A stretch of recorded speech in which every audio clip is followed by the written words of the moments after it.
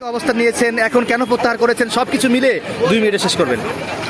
আমরা আমাদের একটা যৌক্তিক দাবি নিয়ে এসেছিলাম যে আমাদের 5 জন আসামি যাদেরকে আমরা আইডেন্টিফাই করেছিলাম তাদেরকে গ্রেফতারের দাবিতে পুলিশ আজকে 2 মাস ধরে বিভিন্ন তালবাহানা করতেছে, আসামিদের ধরতেছে না। কে কোথায় চাকরিরত আছে আমরা তাদেরকে বলে দিচ্ছি, কিন্তু তাও সদনপ্রীতি করতেছে, তারা একটা আসামিকে ধরতেছে না। এবং আমাদের 2 নাম্বার আসামি ডিসি ইকবাল ডিবি হেফাজতে আছে, তাকেও গ্রেফতার দেখাচ্ছে না।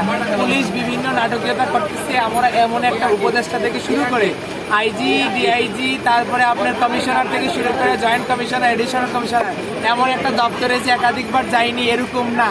তারপর আজকে যখন দেয়ালে পিছিয়ে গেছে আইজি অফিসে এসেছিলাম, আজকে আপনাদের এখানে আন্দোলন অবরোধ করার জন্য ক্ষমা প্রার্থী, কারণ আমাদেরকে এখানে অবরোধ করার জন্য আইজি অফিস থেকে নির্দেশ দিচ্ছে। দেখেন, পুলিশ নাকি জনগণের বন্ধু, পুলিশেই চায় না মানুষ যেন শান্তিতে থাকুক। আইজি অফিস থেকে কিভাবে একজন এডিশনাল অর্ডার দিতে পারে? তোমরা তা করো, তোমরা আন্দোলন করো, রাস্তায় নামো, কিভাবে একজন এডিশনাল ডিআইজি এই অর্ডার দিতে পারে? তার কথার প্রেক্ষিতে আমরা আসছি, ন্যায্য দাবি নিয়ে আন্দোলন করেছিলাম। এখন একজন এসি মহোদয়, উনি মতিঝিল জোনের, উনি আমাদের আশ্বস্ত করছে ওনার ডিসির কাছে নিয়ে যাবে, ডিসি আমাদের বিষয়ে আশ্বস্ত দিবে। যদি সেখান থেকে আমরা কোনো সুষ্ঠু ব্যাখ্যা না পাই, আমাদের সন্তোষজনক কিছু না পাই, তাহলে আমরা আগামী পরশুদিন থেকে, কালকে যেহেতু ঈদে মিলাদুন্নবী, সেই সম্মানার্থে আমাদের কালকে কর্মসূচি থাকবে না।